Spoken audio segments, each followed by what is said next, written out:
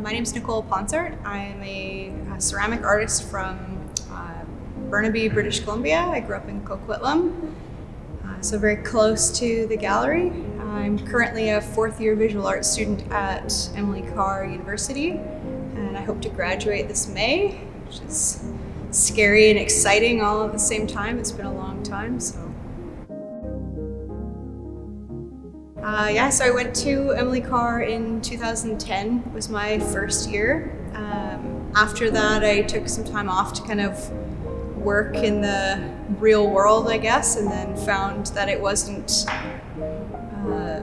really stimulating my interests as much as being in school was. So I went back to school in 2019 and got really deeply involved with ceramics right away, and I've just been doing that ever since. I've been going to school nonstop through the summers since 2019, and it's been an awesome journey to be a part of the community that's there and the ceramics world at Emily Carr and see kind of what the medium has to offer. Yeah, okay, so when I applied to Emily Carr, it was mainly, I had a lot of like three-dimensional work, some ceramic things, painting, drawing. I had a mix of everything, and I'd say now is the complete opposite, where it's completely all ceramics or sculpture, and they're all pretty large in scale from where I first started. I was more so working in this kind of scale when I was younger and starting at Emily Carr, and now the pieces in this gallery especially kind of getting to be a little bit bigger, so learning to build bigger and make bigger. It's been fun. I always liked working with my hands. Some of my favorite memories as a kid were building forts on the beach, or like making sandcastles, or just making things out of popsicle sticks in my basement at home. And getting to have a medium that you could use your hands and create something just out of nothing was really interesting to me. And once I got to Emily Carr, it was interesting even more so to see how people took just this lump of clay or a lump of wet dirt and made it into these magnificent things, slip casting light fixtures and toilets and making huge statues. So there's just always something there for me with the material and what it could be capable to do, and I just really wanted to see where I could push it.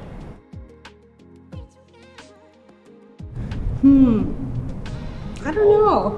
There wasn't really one thing. It was just always there for me. My parents were very supportive in that I was creative and liked to make things and be creative at home, and they supported me in that and put me in classes and camps and all sorts of things when I was younger. So it just kind of was a natural progression, and as I got older, I grew up and got smarter and got to use my skills with my artistic abilities. So I think it was just kind of a natural progression. It kind of found me.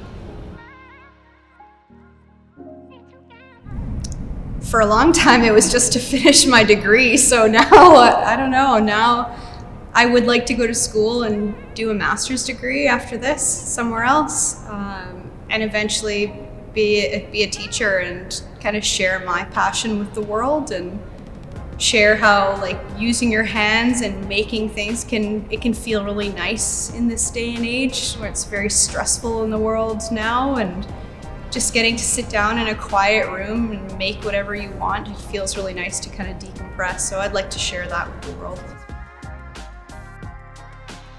I think it's important because it gives people who wouldn't necessarily have a voice to speak up in a crowd, it gives them the ability to make something that speaks to the crowd for them. And I think it's important for everyone to have a voice in this world, in this kind of day and age, and it's a nice way for people to connect too, especially now with COVID. People were at home for months on end, and being able to look at something that someone's made and be able to connect over that is a nice feeling. It's a kind of a conversation starter, and especially when you know the person that made it or sympathize with how they made the thing, it's a great conversation starter. So I don't know.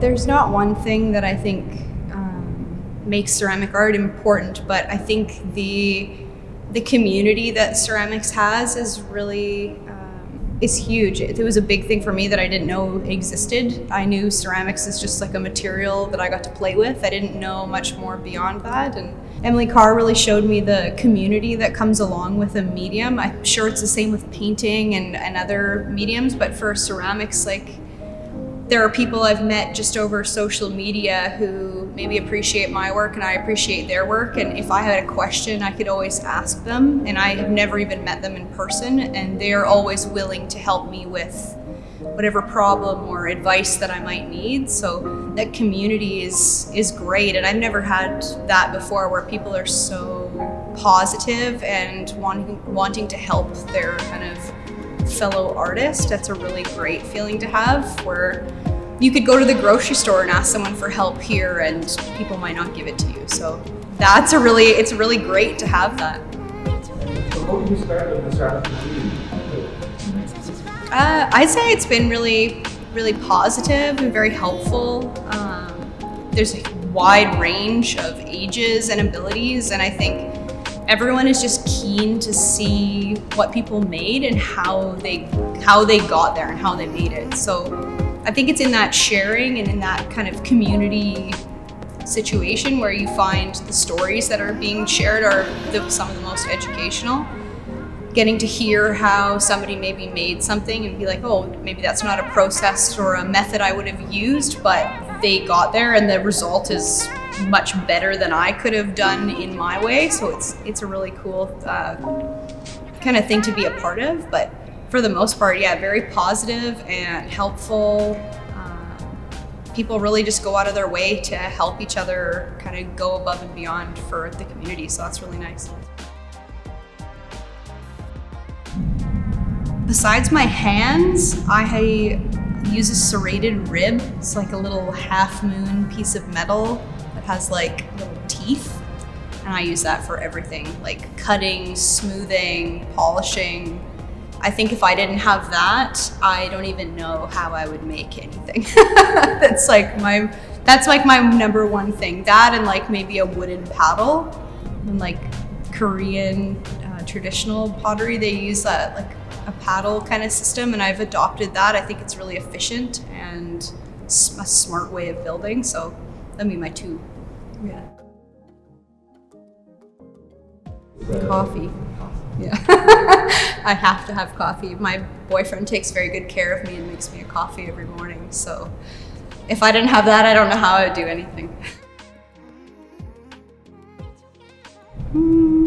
Seeing the progression of things, I think what's been really cool at Emily Carr is getting to work with so many other ceramic artists and getting to watch their things progress as well. Because you have in your mind, like you see something and it's so cool and you think it's gonna go one way and then it really turns out another way. I think that's really fun to watch. Getting to watch how different people work with the same or similar material is really interesting, and you get to learn a lot. So yeah, I think that's probably my favorite part, is just getting to be a part of and watch the progression. My favorite part is probably the making, like the physical making. But more recently, now that I've been able to kind of like pump out multiple pieces, I really like installing them together. I think that's really fun. And with this installation and one before, I painted things on the walls, and I found that it was a fun experiment, getting to see how one surface can play off of another and how it creates an entirely different environment. So that's been really fun as well.